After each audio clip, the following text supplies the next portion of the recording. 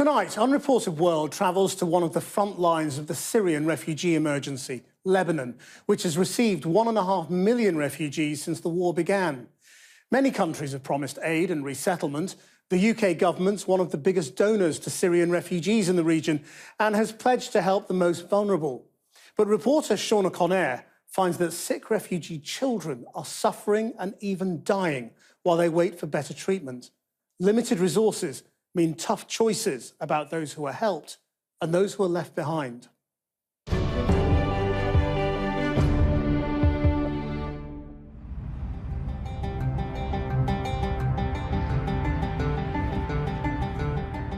I'm in Lebanon, investigating what some Syrian refugees are telling me is a humanitarian scandal.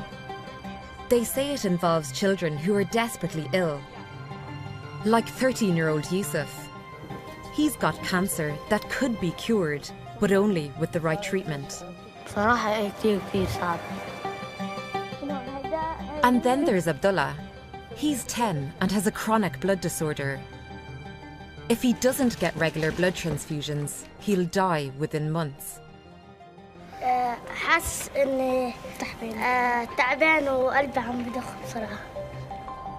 I've heard that the UN body which provides healthcare for refugees won't fund treatment for kids like Yusuf and Abdullah. And the UN and some governments put them at the back of the queue for resettlement. I want to find out more.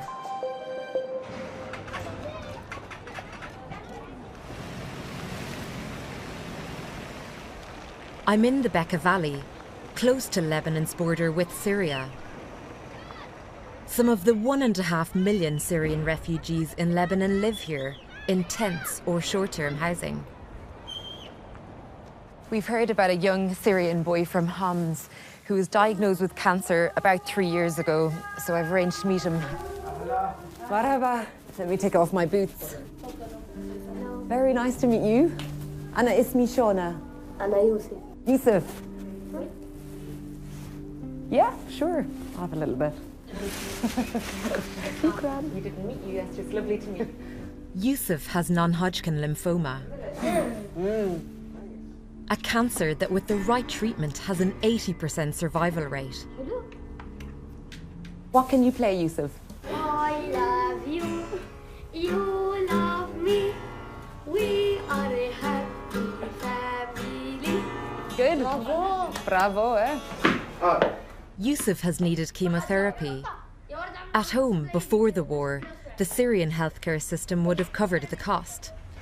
But free healthcare within the Lebanese system isn't open to refugees. So his parents turned to the UNHCR, the United Nations High Commission for Refugees. But officials there told them they won't fund it either. عدة مرات طلبت من الأمم قال إحنا ما بنساعد بهذا المرض. قال هذا مرض متعب إنه علاج طفل قال إنقاذ روح طفل بطعم كتير عوائل فقيرة. Oh my God. It's difficult for refugees to get work permits. Yusuf's dad, Mahmoud, doesn't have one. So they had to scrape together the money for treatment from local charities. Aha. Did you lose your hair during treatment? المخجل ضل حاطط حاطة على راسي. حتى يعني بالشمس كتير بحطها على راسي. وغير هيك العلاج كتير يعني صعب. Yusuf's cancer has already come back twice. And his mum Sabia says they can't afford a scan to see if the latest chemo has worked. If it hasn't, his only hope is a bone marrow transplant abroad. What would you like to happen now for Yusuf? ونحن صار الأنسب لعائلتنا وليوسف الهجرة ونعالج بلاد برا يعني هذا أنسب شيء. وقدمت عدة مرات على الأمم المتحدة وما زبطت معنا.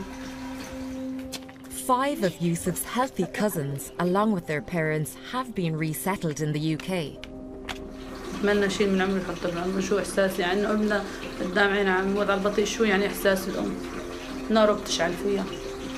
والحمد لله رب العالمين عاطينا القوة والصبر.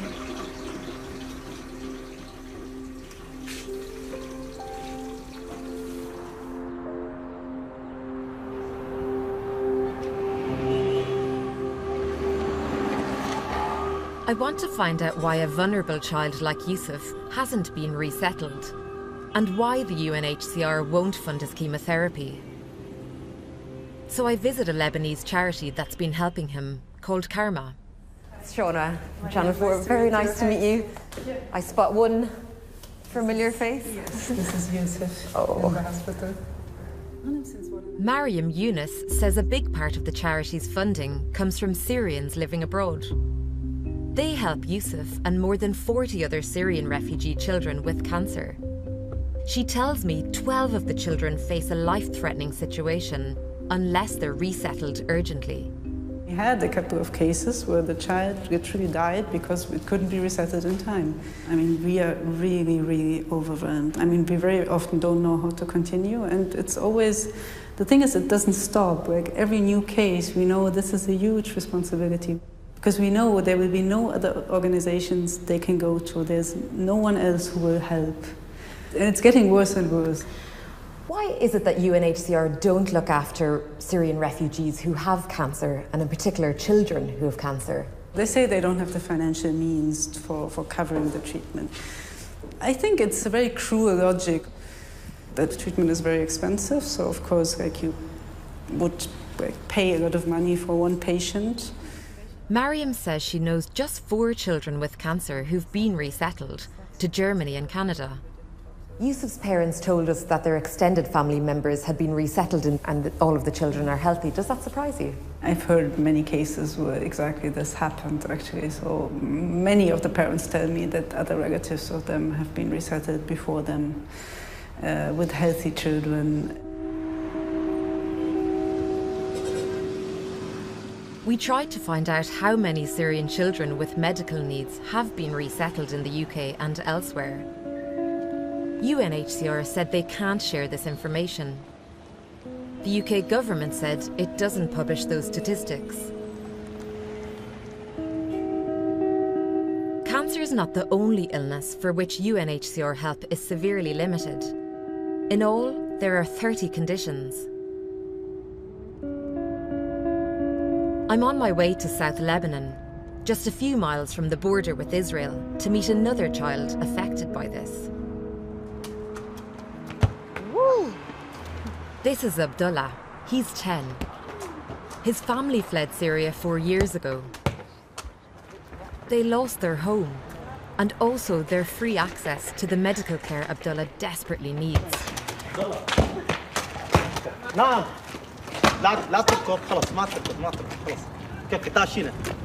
His dad, Mohammed, tells me Abdullah's got a serious blood condition called thalassemia. مشان قلبه تسرع عنده دقات القلب. حس اني تعبان وقلبي عم بضخ بسرعة. My stepsister gives me. هو بحاجة إنه نزوده بدم لحتى يقدر يكمل حياته ويعيش طبيعي. And if Abdullah doesn't get these blood transfusions, what would happen? وإذا ما حطينا له يمكن شهر أو شهرين دم احتمال يؤدي للوفاة أو. But Abdullah's mum Basma says the UNHCR told them thalassemia is too expensive for them to treat.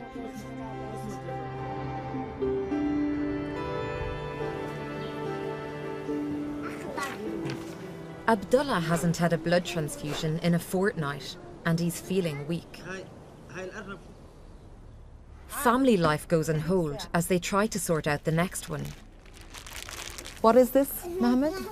هذا كيس دم معه فلتر. في عندي سجل عامله بحسام الشباب للمتبرعين، بتصل عليهم اللي بهذا كيف باخذه كيف على الصليب الأحمر، بنسحب وحدة الدم بالصليب الأحمر. Mohammed is relying on this piece of paper and essentially the generosity of these people on this list. It's as if he set up his own DIY healthcare system because another system just doesn't seem to exist. يا عبد ليك بدي اسحب وحدة الدم لعبد الله، في مجال تروح معي اليوم؟ يلا 10 دقائق. 10 دقائق؟ The donor, Abdul Munaim, arrives. He's another Syrian refugee. They head off to the blood collection centre. But there's a problem. هو الهيموجلوبين عنده واطي، عنده قوية دمه مش كافية ليقدر يتبرع لعبد الله، فبدنا نجيب متبرع تاني. وهلا صعبة لما راح أجيب واحد ثاني. The Red Cross services here have limited resources, but they do offer to search their database. في حضرتك كنت متبرع عنا ببي بوزيتيف. To make things even harder, only about 1 in 7 people has the blood group Abdullah needs. It takes 10 calls before there's a result. قالوا يعطيك العافية. Okay. We have one? Yeah, we have a donor. The new donor arrives within minutes, and his blood is good. How do you feel? تمام والله ارتحت شوي.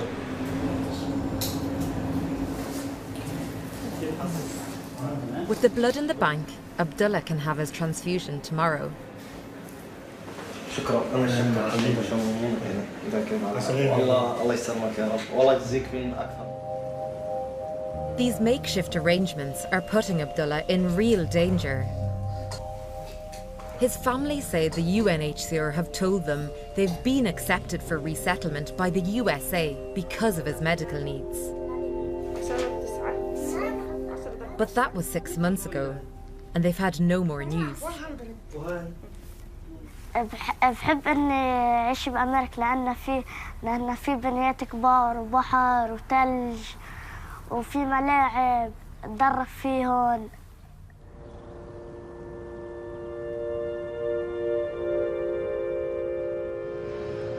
Early morning in downtown Beirut.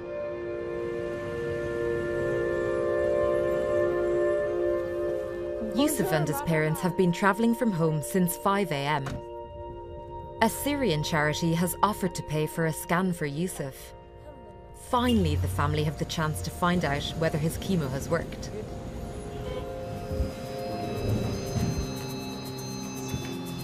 Are you nervous? شوي صغير. What do you know about the test happening today? هيك مريض تيجي هيك مدورة ندخلونا قلبه مشان نشوف وين صرنا بالعلاج. خلي طلعني مع ظهرك. The scan takes 15 minutes. But Yusuf won't get his results until the next day. How are you, buddy?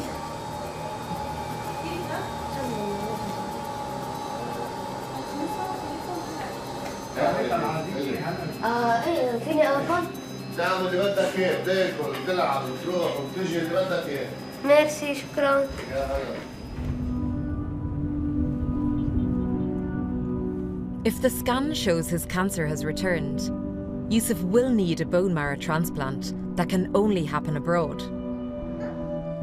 His mum Sabiya says she wanted to go to the UK, which has promised to resettle 20,000 vulnerable Syrian refugees.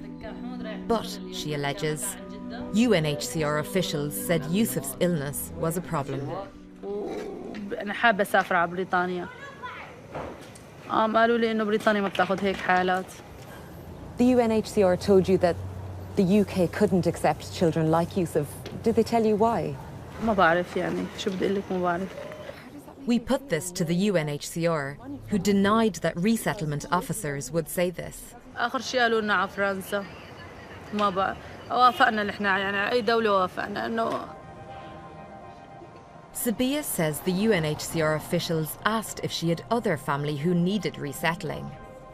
She says as a result, 5 of Yusuf's healthy cousins and their parents have gone to the UK, while he's remained behind. We've verified this is the case. Yusuf, meanwhile, is still waiting for news about whether France will accept him. ونحن من العيال اللي بنصير ما بعرف ليش هيك. The UK government told us that UNHCR chooses who is referred to the UK for resettlement. That the UK's never turned down a case based on their medical needs.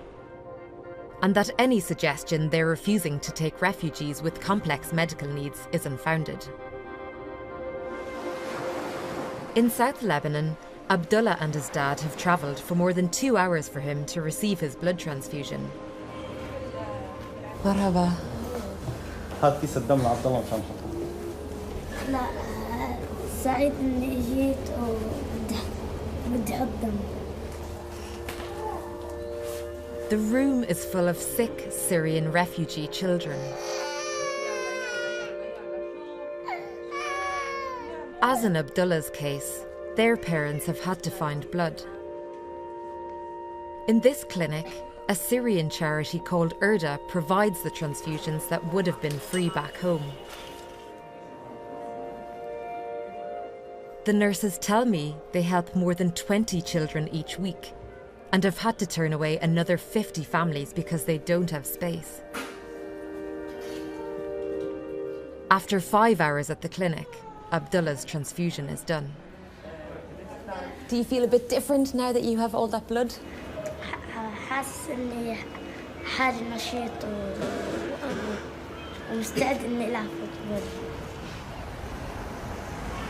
Even though Abdullah is done and dusted for today, it'll only be another week and a half before he has to go through this whole process again.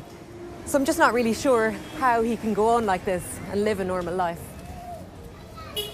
For the family, resettlement can't come too soon.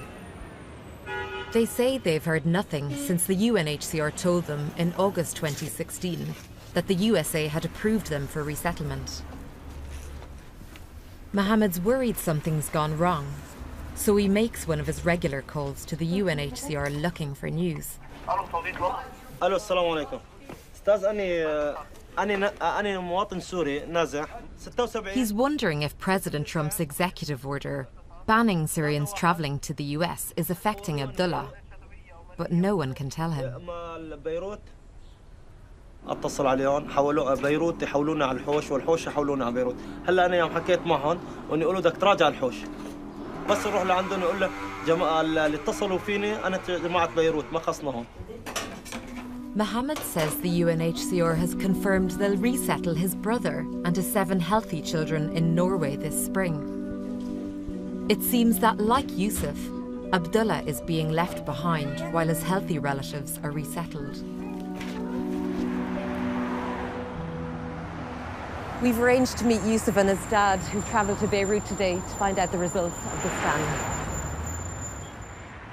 But first, they've got bad news to tell me from France.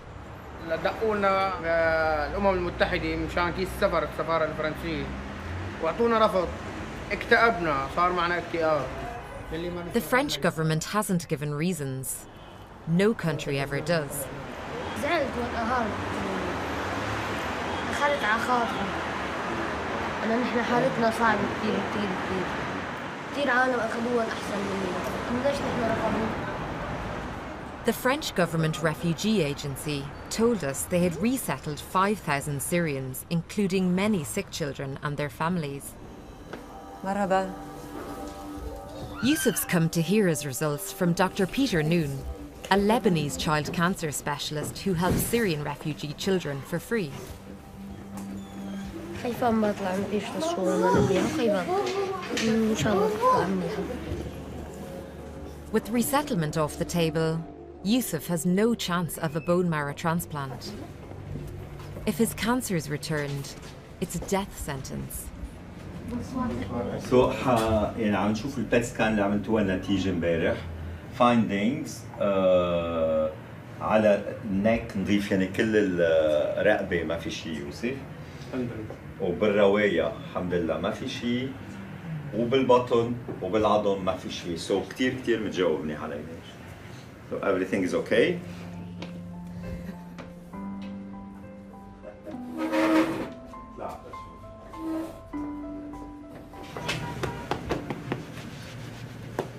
يا الحمد لله على السلامة.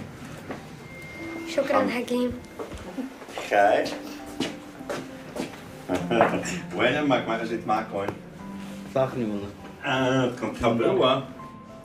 وبس حبينا نخبركم انه البيت سكان نظيفة وبتجنن.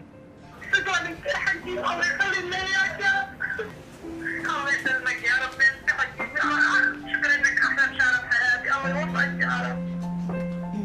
For now, the relief is profound, but Yusuf will need close monitoring for years in case the cancer returns. We've seen the influence the UNHCR has over the fate of sick children. Western governments charge them with some very difficult choices. The UNHCR says in 2016 they had just over half the funding they needed for the Syrian refugee crisis, and only half the number of resettlement places needed. Many might think that the sickest children would be prioritised, but from what I've seen, that isn't the case. Hi, Dana. Hi. Nice to meet you. Good to meet you. How are you? I want to know how the UNHCR makes their decisions. Dana Sleiman is a spokesperson for the UNHCR in Lebanon. If the prognosis is very negative, unfortunately, it is heartbreaking, yes, but unfortunately we cannot proceed with resettlement because the outcome will not be improved conditions compared with conditions here in Lebanon. I mean, just uttering the words makes me feel really bad, but this is the difficulty of the job at the end of the day. Do you think the system of resettlement is working? Unfortunately, the needs here in Lebanon outstretch the resettlement quota that's available to us in resettlement countries. So if we have people who have equally dire needs, we have to make sure that, unfortunately, that people who have better chances at prospering are resettled. I ask why, if the sickest children are unlikely to be resettled, the UNHCR won't help with their treatment. The sad reality is that we have to do these prioritization schemes to optimize the way we spend our very limited funding. We prioritize, for example, the provision of medical equipment and medication in primary healthcare centers because with the same amount of money, we're able to help, for example, 10,000 refugees versus helping one refugee. And we're doing our very best against very overwhelming odds. Before I leave Lebanon, I meet Ahmed Salameh. I found that a system designed to help the most Syrian refugees possible denies some of the sickest children medical treatment and the chance of resettlement. We can't find anyone keeping a record of how many of these children die, but one was Ahmed's son. هذا هو شو بدك يقول جلطة سامعني معلش والله سامحني قبل ما طلعت الشيء سامحني والله وسط الاجرين كانوا مالك والله وسط الاجرين